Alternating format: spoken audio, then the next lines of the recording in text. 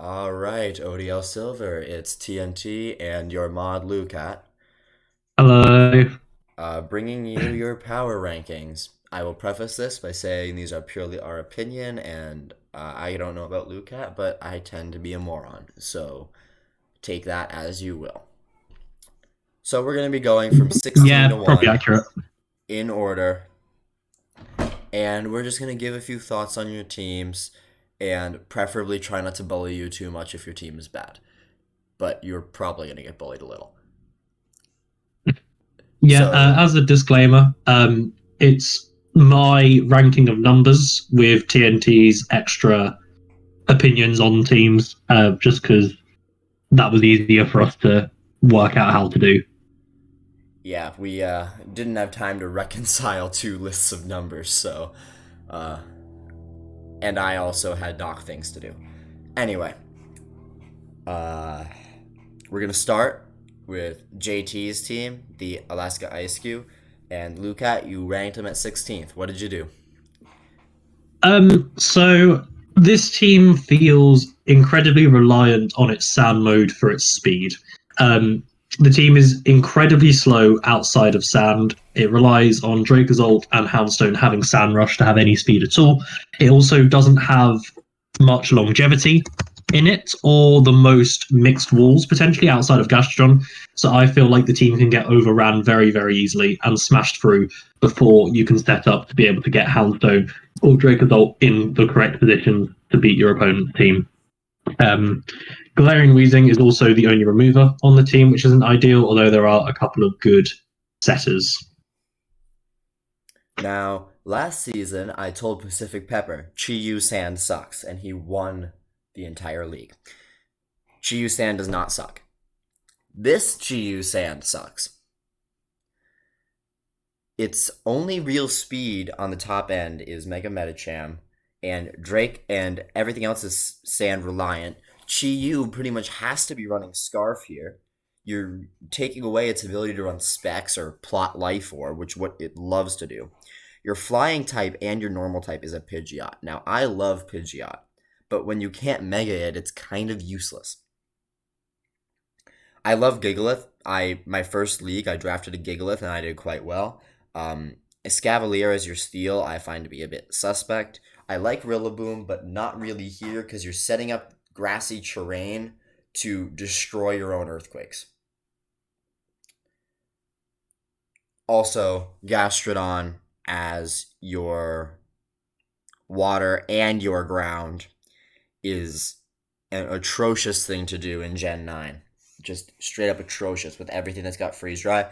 This team is going to get shredded by anything with an ounce of attacking speed or like really anything that can just prevent sand from being up the entire game, which is 90% of teams. It also massively loses any weather war it comes up against, Oh, pretty easily. much. Love Gigalith, but Gigalith alone does not win Weather Wars. Moving on to the San Antonio Sneaslers, we have Ninjacha's squad here. Lukat, put him at Yep. 15th. Why? So I put this team at 15 for fairly similar reasons to the team I had at 16. It is once again incredibly reliant on the weather for any form of speed. Um, Outside of Mega Swampert in rain and Basket Legion in rain, everything is under base 100 here. It's also an incredibly physical team. Basket Legion, Urshifu, Melmetal, Dragonite, Mega Swampert, they're all physical, which means that strong physical walls are going to shut down your team quite well. Um, the reason I have it higher than the team at 16, though, is because it's got a little bit more of a defensive synergy going on between its mons, which means that it's less likely to get blown over by strong, fast attacking mons compared to the team I had at 16. It's also got better hazard setting, but not great removal still. Um, I think it's slightly better than the lower team, but it runs into, I think, a lot of the same problems. The first thing that pops out to me is the Stab Terra Dragonite. Free Terra Dragonite is very good. Stab Terra Dragonite is very underwhelming and mediocre. I would have liked to see Terra Bell Metal just because of the extra power you can get. Or hey, you could have even tried to like. Did we Terra ban Basket Legion? I think we did. We did, We yeah. did. We did. But I would like to see like maybe even Gardevoir make that get rid of some typings and make it hit harder. Hey, even Manectric, little electric types do very well with that Terra, and you could just stab Terra something else. Like there are better options with the Terra. Anyway, I love Urshifu single. It does not work well here. You needed like a Floatzel or something, or a Ludicolo. You needed, if you're gonna go this hard into rain, you're gonna need stuff that benefits from the rain and exploits it. Urshifu single doesn't care whether rain is up or not. Floatzel would also have solved the speed problem with the team as well. I'm not the biggest fan of the Manectric here. Also, Mega Pert is your only real rain threat because Basket Legion loves running adaptability way more than it likes Swift Swim. It just does. Last Respects is legal. Scarf adaptability, boom. So I agree with this placement as well. Next up, we have Azu Berlin, Bokwu. Lukat, what do you got? So this team was not drafted. It was kind of amalgamated post-Grace because we had a drop. And it was one of those where I kind of looked at it immediately, went, oh, this actually seems really good. But the more I analysed it, the more problems kind of reared up. And it feels like it's kind of a compilation of all the best mons that were left on the board. The main thing that immediately jumps out when you look at the team in a bit more detail is that it's quite Ghost and Dark weak. Ursaring can deal with a lot of Ghost types, but for Dark types especially, your switch-in is either Hitmonlee or Masquerada, and that's really, really exploitable. For example, a Choice Spectra Ninja has literally no switch-ins on the entire team. So that gives you a lot of problems, and that's something that most teams will be able to exploit. Outside of that specific weakness, the synergy is quite nice in terms of typings. There is unfortunately a speed gap as well, though, between Masquerada and the Mega Gardevoir at 100, which is a very exploitable speed gap as well. A lot of big threats around that 120 speed point that are going to be able to run attack boosting natures. And I also feel like you don't want Landorus to be as shoehorned into a hazard control role as it is here. It's your only form of removal and your only form of setting as well, I believe. I may be making that up. I think Vileplume might get T-Spike, but your only rocker for definite. And that feels like it's limiting Landorus's potential on this team because it really wants to be able to run a Scarf. Yes, it does. Landorus likes its Scarf set to the point that there's a whole GIF about it. But I agree with everything Lukat said, and I'm not going to elaborate on it, except for one thing. There's a public service announcement. I made this in the LVL Prankster PRs. Go watch those. They'll be out before this one is out. And Metal really hammered this home. Webs in Gen 9 in a post-boots world is utter shit. No one looks at your team and says, oh no, I have to prep for the Ariados. It just doesn't happen. Why do you have an Ariados when it's not even your only grounded poison? Why? What is Ariados doing other than wasting a Pokemon slot when you finally decide to bring it? It's not even funny enough to warrant a meme. It's just there and it's bad. Anyway. Moving on. Mysterious Marshadows. Our first replacement, Prince of Underworld. So, a little preface for this. Prince, you were originally supposed to be in gold, but then you changed your name on us. So we put you in silver as a replacement because we could not find you in the server during coach reviews. Yeah, it was quite tragic. Unfortunately, the team is also a little bit tragic. Not terribly. But the main thing that kind of jumps out for me is that Mons that beat Clodsire well beat the team quite well here. So The team is fairly ground weak. It's also fairly psychic weak. I know there's obviously a couple of ground immunities, but those aren't particularly bulky mons. So, say an offensive ground type like an Excadrill. I don't think anyone even drafted Excadrill, but just for example, that pairs through this team really, really well. I think there's a lot of good options here. I think the strong hitters complement each other really well, and there's good synergy in that. And there's also good setting options. Glodsire is a very reliable hazard setter, but there is pretty poor removal. It's basically just the Altaria and the Murkrow, I believe. And Charizard technically, but Charizard does not want to. Prankster. Yeah, Charizard doesn't. Charizard does not want to click defog ever. But the main issue with this team is actually the speed tiers. Everything's kind of in that same 105 to 110 speed tier, which means that, for example, if someone's creeping the Hisuian Zoroark, they're also creeping Walking Wake and Kartana in the same creep, which makes the speed tiers a little bit exploitable, especially because there is that 80 to 100 speed gap in the team as well. And if you're not bringing Charizard every week, that's effectively an 80 to 108 speed tier gap, which is very exploitable for teams in prep. So I take one look at this team, and I have a major question. Why, on God's green earth, do you not have a Sunsetter? You have a It's Prankster Sunny Day on Murkrow. That's the Sunsetter. Clearly, we're just...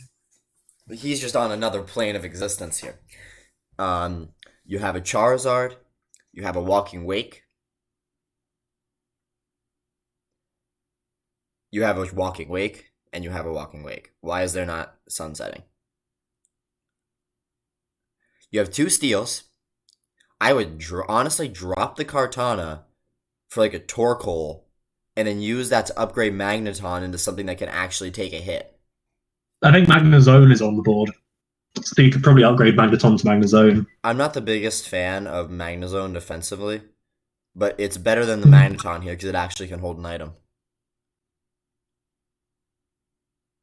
I love the free Pterodactyl stack. That thing's just mini Garg.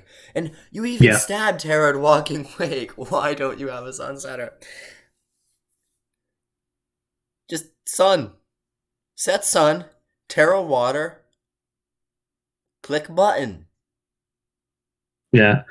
Because I think something like a Torkoal is far more justifiable to bring to games than Murkrow because it offers more than just setting Sun for you. Yeah, it also gives you hazards. It gives you removal, which you don't have much of. Torkoal is a great fit for you. Now, it might be on another team. It's not, because the some team is Zard Y. Oh, we'll get to that. I have words about that. Anyway. Torkoal. Your problems are solved by a Torkoal. Please draft a Torkoal. Moving on.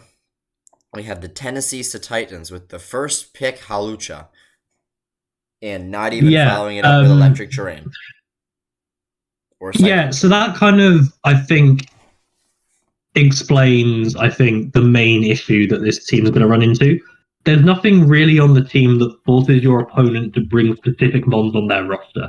The other team need to have Dexter Hawlucha and King Gambit, but there's lots of different types of mons that you can use to do that. There's not a mon, say, like a Dragapult, which is going to force you to bring your specially defensive wall into a game, or your designated Dragapult deck. And that makes it quite difficult in prep to predict what your opponent's going to do, which is very annoying for you. The defensive synergy of the team is unorthodox, but on paper it actually really works. Between Bulu and Slowking, I've never seen someone do that before, but it actually on paper seems to work. I'd be very interested to see if it actually works in execution. I hope it does. The Lukat, main things... You are relying on a Tapu Bulu. Tapu Bulu is not that terrible a mon. Realistically. I won a low tier title with it. I know what it can do, and it's good, but it's unreliable. It does actually have poor synergy with the Flygon, which is unfortunate because the Flygon's kind of your main sweeping option when on the team. Is your main sweeping option, you got a problem.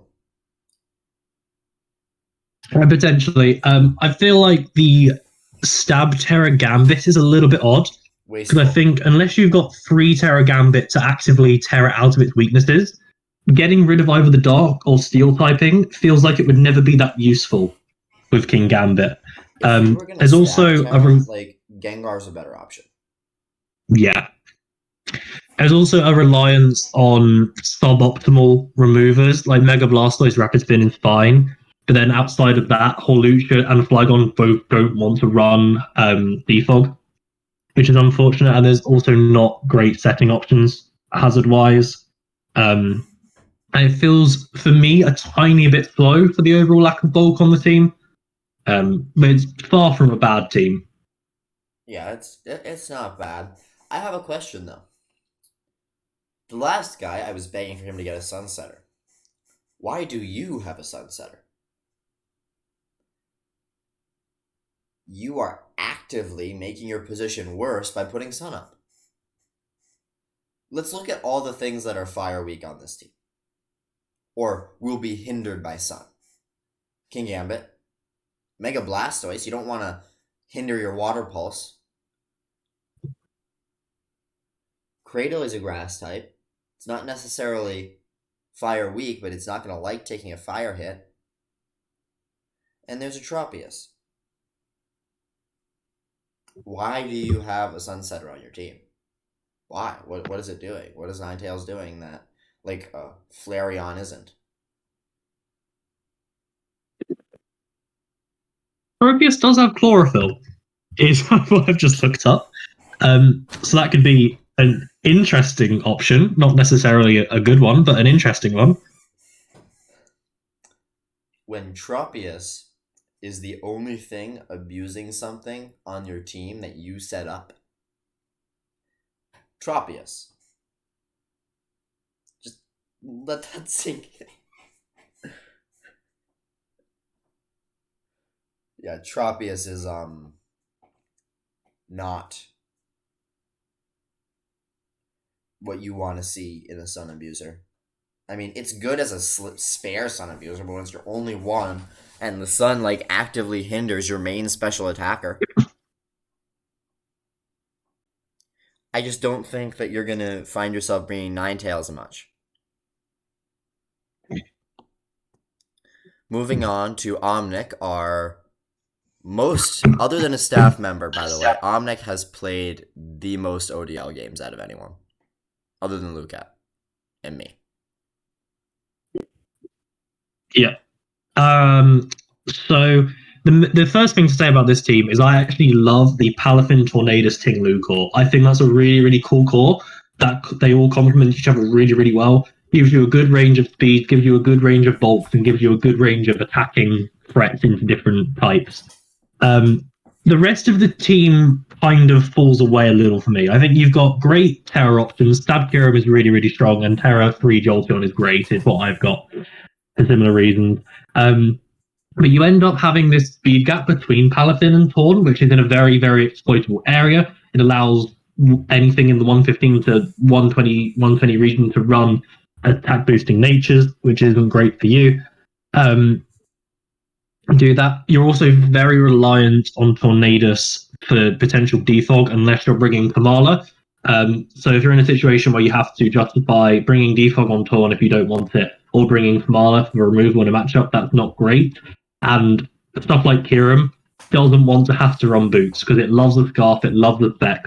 Milotic loves being able to run like Flame Orb and getting Marvel Scale. Tornadus runs boots most of the time, that's fair. But stuff like Palafin, if loads and loads of hazards go up, is going to get worn down very, very quickly. So I feel that's actually the main weakness of the team is that lack of hazard control.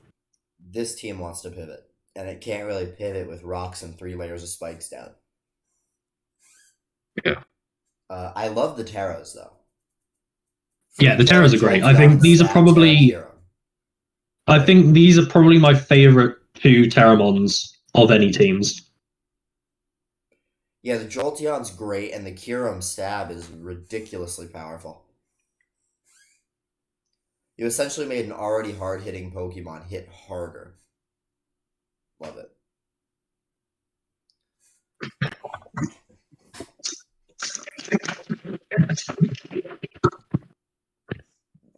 right, next up we have Assassinate You and the Armarogue Assassins. I've just gotten that name. I've just worked out what that name is, right? Oh dear. Took you that long? Yeah. Anyway, so this team is weird, right? Because I feel like Zard White is notoriously a bad draft model, right? But I think if there's any team structure where Zard White can work really well, it is this one. Because you've got two of the most reliable hazard removers in the game in Great Tusk and Rotom Wash, and lots of great powerful options that are gonna deter people from wanting to set up hazards because they're gonna die.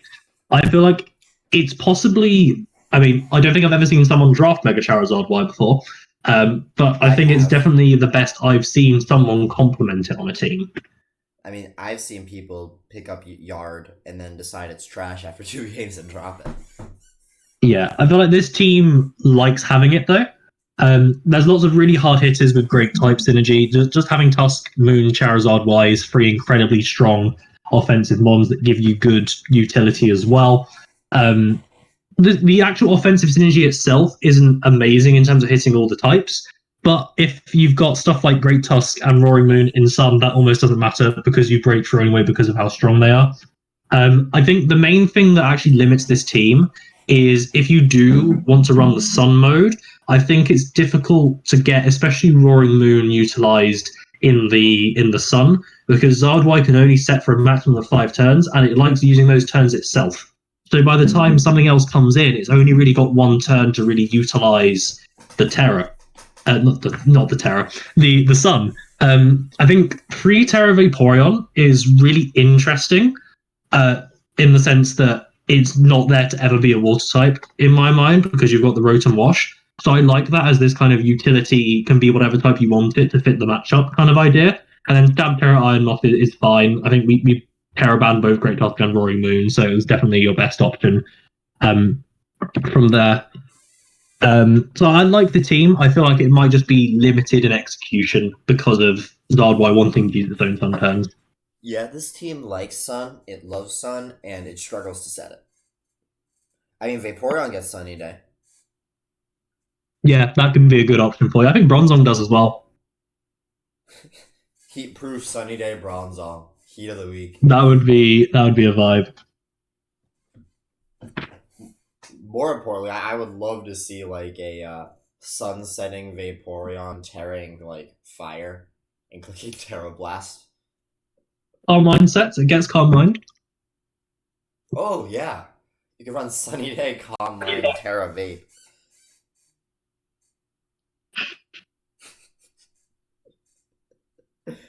Yeah, get the sun setting is subpar, but other than that, the team looks really strong. Yeah, and there'll be certain matchups where Zard's really good, and that will make the team function really, really well. That said, my response to this team is set rocks and kill Great Tusk. If you can do those 2 things, the team will fall apart. If Great Tusk dies with rocks up. You can have Defog Wash, so I don't think that's necessarily the case, but that is definitely a good strategy. Well, the thing is, if it's Defog Wash, then it's not a threatening Wash Tom. Yeah, that's fair. Wash Tom loves to run like Wisp and stuff. Anyhow, we got the Loud Litten, who did not give us a logo, Gavin. So, do you think Gavin will win a game this season, Lukat? I think Gavin will win a game this season. I believe. The team is weird because it had kind of the opposite effect to the Azu Berlin, where I looked at this team and immediately thought it was not good, and then it kind of grew on me as I was doing the analysis on it. The speed tiers weirdly work, even if the team is a little bit slow overall, because you have a 116, 107, 98, and 80. So it does actually work. There's just not many mons actually up there. There's a lot of great pivoting options into those strong offensive mons as well, so you should be able to get them in fairly easily. And you've got a good defensive backbone with wish support in there as well. The main thing I would say is Ferrothorn and Fortress on the same team really does not work, and it's not because they both have the quad fire weakness, it's because they do the exact same thing in matches. So I feel like there's never a situation where you would want to bring both of them to the same game. It really limit both of them effectively. I feel like I know why Fortress is there because it's the only hazard removal on the team outside of Default Hydreigon, which is another slight issue with the team, is that there is that slight lack of hazard removal. But it really overlaps with the Ferrothorn. You've got great hazard setters though as an option. Ferrothorn's obviously great. Fortress, Swampert, lots and lots of options there. And the synergy does work, even if it's a bit unorthodox. So I think it's not perfect, but there's definitely a lot of good in the team. I do not like Ferrothorn Fortress. I just don't. You lose to fire. You get hit by a flamethrower and you die immediately. When I look at this team, I just think you could drop the Fortress and get a mid-tier that actually works as a bridge between all of your top-tier threats. Like a good, strong pivot to work alongside Swampert in that regard. Also, I love the Beautifly pick. The only thing that would make it better is if it were Wormadam. Other than that, I got nothing for you. I think this team's good, and Gavin, I think you're going to pull off 3 or 4 games. I think that's what's going to happen. You're going to get a few wins, and you're no longer going to be like Lukat Season 1. No comment. Alright, next up is Jace with the Michigan Diamond Storm. Yeah, it is indeed. The speed tiers are great. Everything's covered really, really well. I always forget how fast Cyclozar is, and that's a really nice speed tier for you.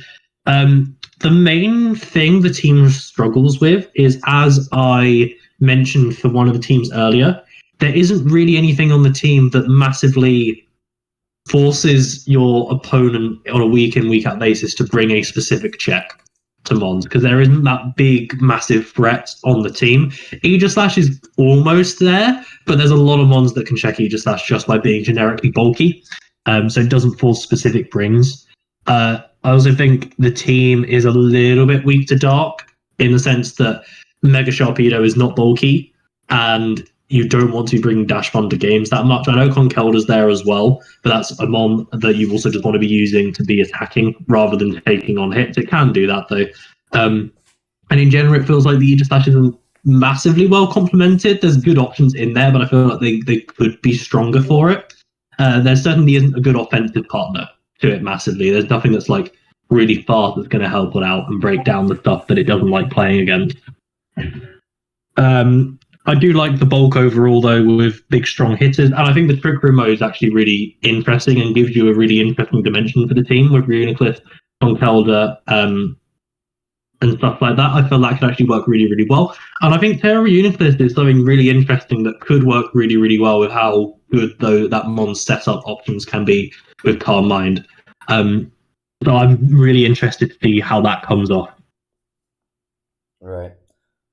I agree with all that. I just have another public service announcement to make. Much like how Ariados is completely useless in Gen 9, Cyclozar's Shed Tail is not nearly as good as you think it is.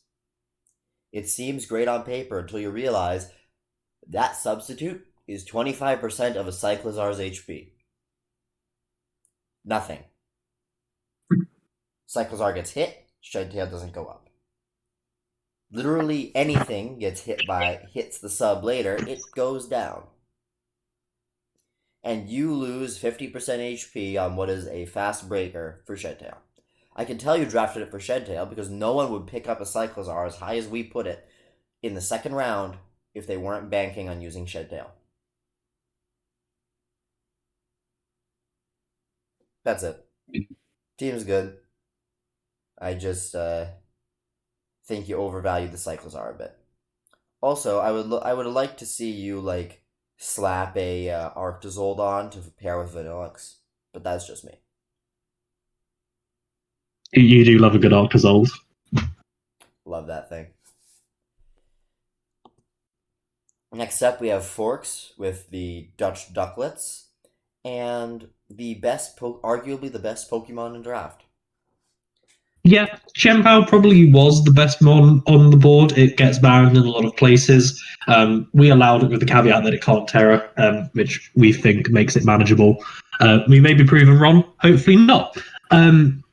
I think this team has second only to the Mamoswine in terms of Terra options. Skeledirge is just a brilliant Terramon, and Slitherwing with Stab can hit really, really hard, which I like.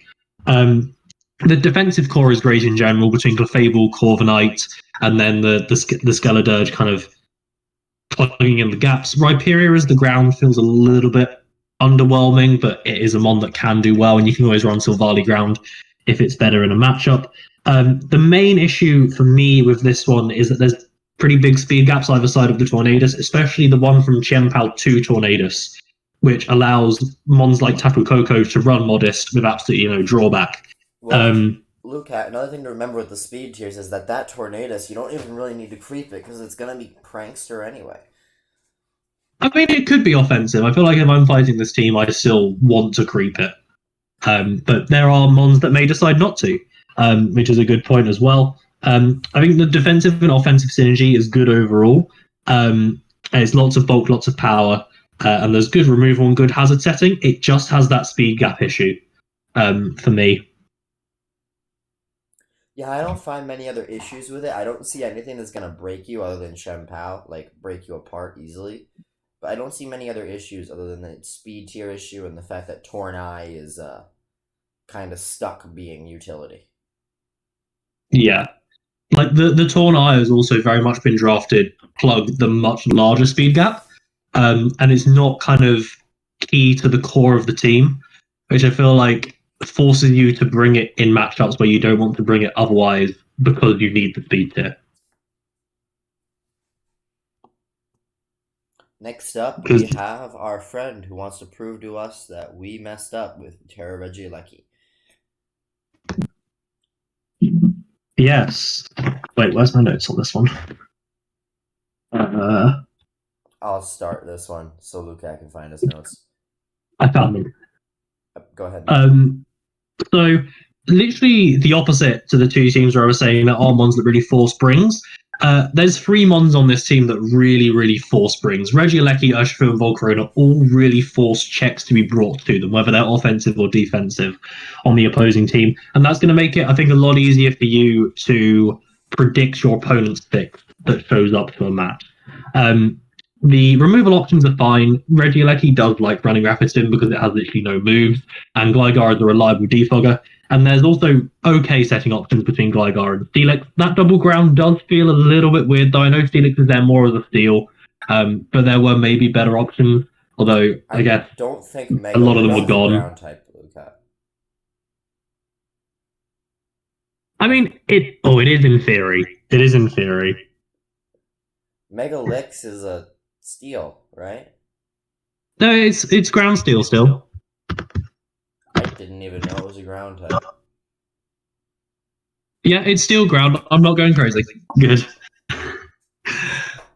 The speed tiers are fine. I like how you've decided that I need a 115. Let's grab two of them so I can always have the option to bring one if I need the speed tier. I think that's actually quite smart and something that I maybe should have done on the team I had in season 1, where I ran into a similar issue where I had the speed gap there.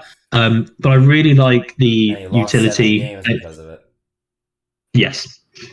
It was nice. I think the budget defense options also work really well. Like the Vileplume fits in really, really well on the team. So I think you can do a lot of good work with those more budget options and really complement the team overall. So your real ground type is Gligar, which is also your flying type. That's a lot of pressure on a little Gligar that's going to get knocked off.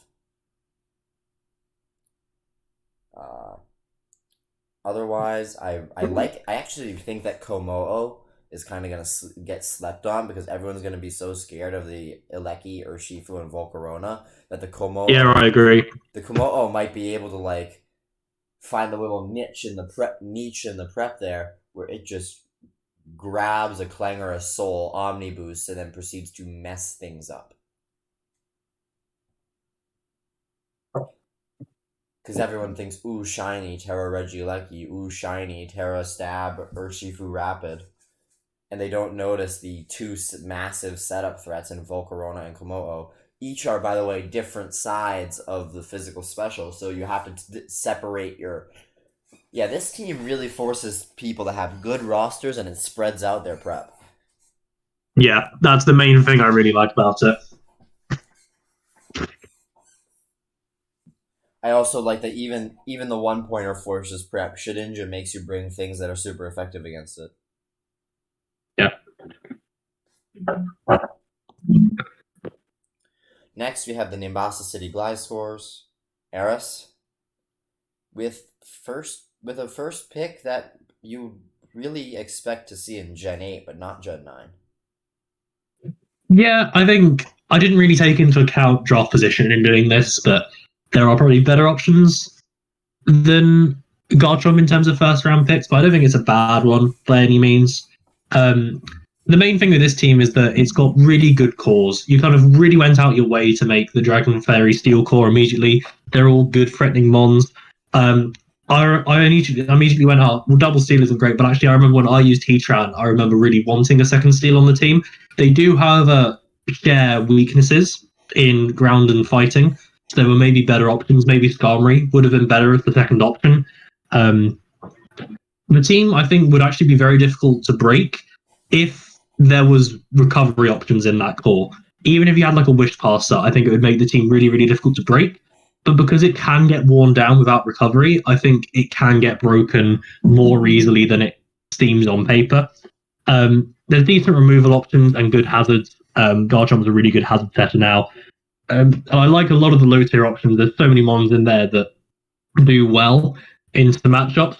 But there's a lot of them, and I feel like they potentially step on each other's toes a lot. Like the Breloom and the Throwing Electrode specifically as your two Terramons, even though I can see that you brought them both to the first match, I feel like there aren't many situations in which you'd want to bring both and have two grass types like that. And obviously one is a Terramon, so you can kind of justify it that way. The main thing against this team, which is a more minor thing, maybe a bit from personal experience, it's relying on Amber Bomb for a speed tier. And that isn't an ideal situation to be in from personal experience. But I think this team can do really, really well. It just needs to play games that aren't. It needs to play games at its pace rather than the opponent's pace to be successful, I think. Yeah, I agree with that. I like the Firewater Grass. I like the Dragon Fairy Steel. I like the Psychic Fighting Ghost Dark. All that. Like you have all the cores. All the cores are here. Fairy Dragon Steel, all of it. Like every core is here. That is everything except for a Grounded Poison, which is not the biggest deal. And what I will say is this team looks like it was drafted to tick boxes. It looks like one of the example teams that you saw in DL back in Gen 8 of a team that would score like a 90 on the DL calculator, but would in practicality be like a 60. It's not bad, it's just like there's no substance. It's all just boxes to check. If that makes sense. Yeah, I think that's pretty fair. I feel like it can be successful. It just needs to be piloted very well to be very successful. And next up is Zanefried with the Atlanta Staraptors and the other possibly best Pokemon in draft, Dragapult. Yeah, in terms of flexibility, Dragapult and Iron Valiant, I guess, has somehow got in there as well, but I think Dragapult is still better overall than it. Oh, Dragapult's better than Valiant. No, not close. Yeah. I'm not a huge fan of the Terra options on this team. I think both Treads and Rotom aren't really mons that love using Terra. I think maybe something like the Rose Raid could have been better. I see a Mega Pidgeot. I already like the team. I don't even need to look at anything else. Oh, there's an Articuno. Yeah, there's lots of my favorite birds. Yeah, there's lots of strong hitters here, all with then there's a lot of good bulk on the team as well. Stuff like Treads and Finney and Rotom, all really, really bulky. The issue once again becomes that the team doesn't have amazing longevity because it lacks recovery in that defensive core. Again, which means that it's going to be more easily worn down, especially if teams try and hazard stack you, for example. Even though you've got good removal options, it's still not. You still have to take the hits with someone from the hazards, and you've got no way to recover that unless you want to spam boots, which obviously then means you can't run other items. The actual removal is amazing though between Fred's, Finney, and Rotom. That's actually amazing, and there's decent setting options as well. Fred is just a very reliable hazard setter, and Bishop can run rocks too. The speed tiers are good too. I like a lot about the team. There's nothing really. It's a team where there's not necessarily something that really jumps out and says, "Oh, that's amazing" and stuff like that. But there's nothing really wrong with the team to take away from it either, which is why I've got it so high. I've got one or two problems with this team. Number one is that you did not free Terra Articuno. Now, to people who have not used free Terra Articuno, this might sound crazy. But I was able to tear stuff up with that free Terra Articuno. Also, Articuno can act as utility, or it could do whatever you want, as long as you get rid of that pesky 50% take from rocks. I think that Articuno free Terra would be better than Heat Rotom free Terra, and then you can make Heat Rotom stab, or you can make Rose Raid stab. I think that's how I would allocate the Terras. Now, my main issue with this team is that Dragapult really kind of needs to be physical. It's got to be physical. You're going to be bringing something, either the utility Pult with Wisp, or you're going to be bringing Dragon Dance, Dragon Darts, etc., or Choice Band. Like, I don't see the reason for you to ever bring Special Pult, because you have a Rose Raid, you have a Mega Pidgeot. Heck, you have an Articuno that can probably hit well, specially. You have a Tapu Fini that likes to occasionally break out of the mold. So other than the shoehorning of Dragapult into a physical attacker role, and also Dragapult being your main sweeper, I really like to see flexible Dragapults. And Dragapult's fine in any role, but it's at its best when you have everything else, and Dragapult's kind of an add-on that people have to worry about. It's kind of like drafting Mew. But yeah, I like the team overall. I do have the issue of Bisharp.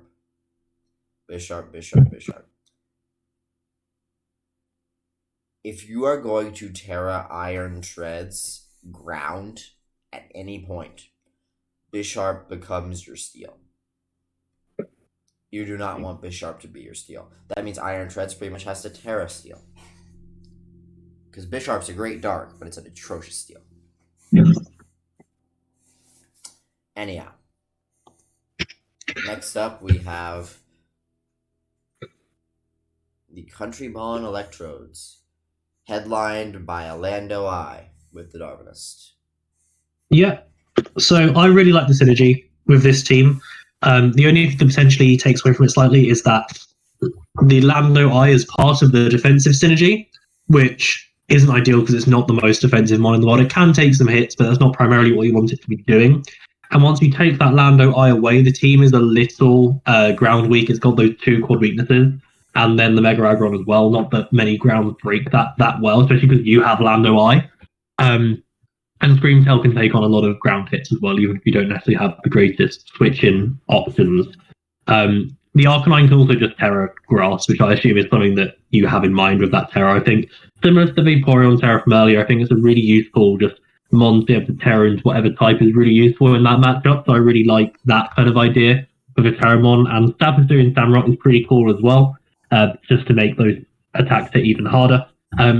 Along the same kind of lines of Hisuian and Samrock, the setting is amazing here. Between Hisuian, Samrock, Lamora, and Mega Aggron, you've got three incredible hazard setters there, and you can even have a Alolan Golem doing it. There's good bulk here with support from the Screamtail as well. With support into Mega Aggron is always great.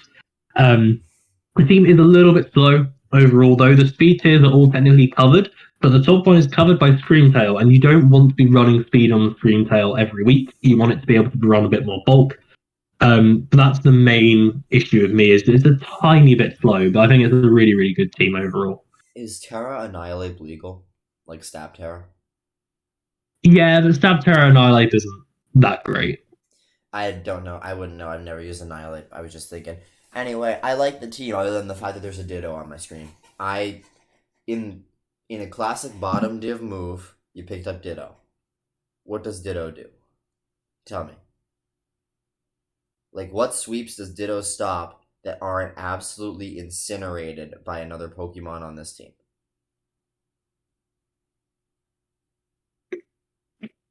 You're not going to let a Dragapult get 3 Dragon Dances off with this. Nothing's going to set up to the point where the Ditto is useful.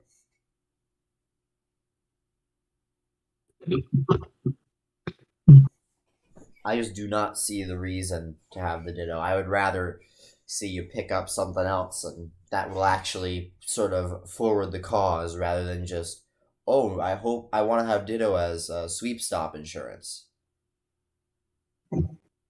Other than that, I really like it. It's a good team. I like most of the things about it. The only one I maybe like target and go, it's maybe not the greatest option is Alolan Golem, but as we can see, it's got 2 kills in the first game, so maybe it is a very good option on the team. Who knows? All right, now for our second place team, VLB Belong with Pitt, Meadows, Cradily, and a second round Iron Bundle with E-Terrain in the first. Yeah, so essentially, this team is one of the best hyper offense teams I've ever seen.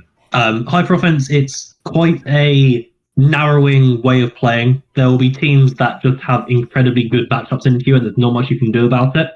And those matches will be very, very difficult to win. There'll also be matches where you just kind of stick through by default because they have no switch-ins to some of your mons. Coco Bundle is just ridiculously stupid. Iron Bundle is already incredibly good. If you give it electric terrain, it's stupid. It has 3 kills in that first game, as you can already see. It's ridiculous. There's a lot of strong options here. Stuff like Coco, Lopunny, Scizor as well when it's offensive. Free Terra Salamence is amazing. I've had great success with that. And then you've even got like a bit more of a niche Shed Tail option. As we said, Shed Tail isn't as amazing on draft as it is on ladder because it's easier to prep against. But it could still be a good option for you. And it's also not your only steal because I think between Scizor and Earth Form you do okay into most things that steals want to switch into. But I think the thing that really makes this team for me is that it has options beyond being hyper offense. There's good removal and decent hazard setting options on the team, and then you've also got good defensive utility options with mons like Scizor, Salamence, and Talonflame that can give you just a little bit of survivability to really help you in matchups. So I think it's, as I said, a really, really good hyper offense team, but hyper offense is tough to pilot in draft.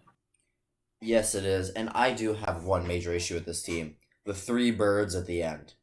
Why? Talonflame. I love Talonflame. I love Oricorio. Oricorio is like having another Terramon, frankly. But in Talonflame and Oricorio overlap, and then Squawkabilly overlaps of both of those.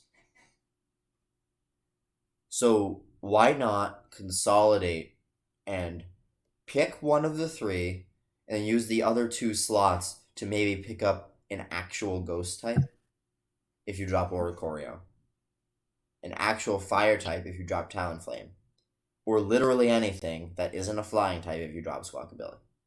That's all I want to see. 3 flying types on an electric terrain team, 4 if we count Salamence, is too much. But yeah, I really like the attacking ability of this team other than that. Yeah.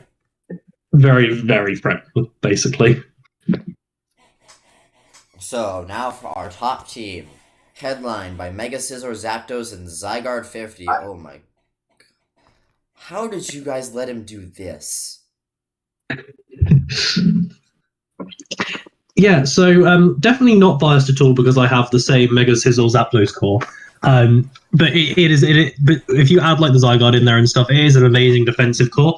I love the fact that there is a second ground on the team because you know that Zygarde 50% is not a good defensive ground, which means that between Mega Scizor, Zapdos, Zygarde, and Seismitoad, you basically deal with any offensive threat that you can think of outside of potentially really, really strong dragons. But then between Whimsicott and Grimmsnarl, you should be able to deal with, but one of them should be able to deal with it.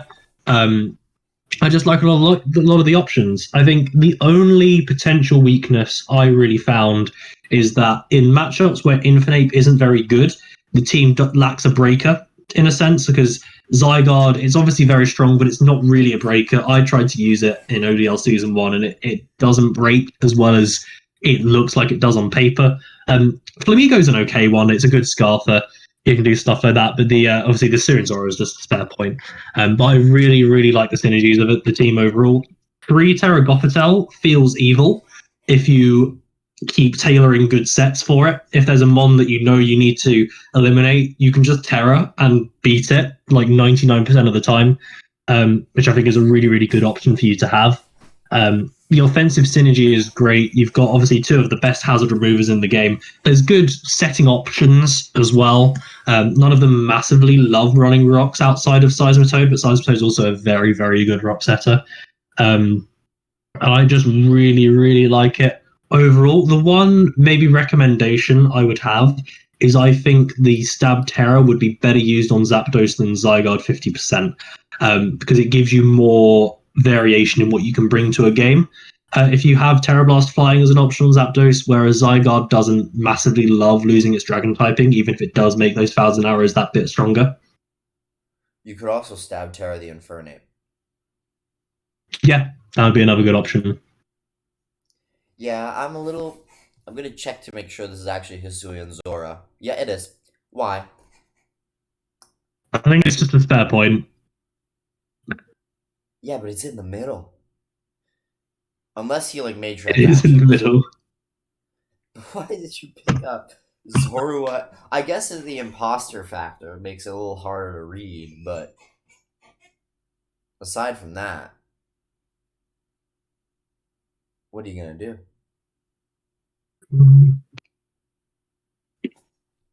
You're not really bringing that thing anyway. The rest of the team is great.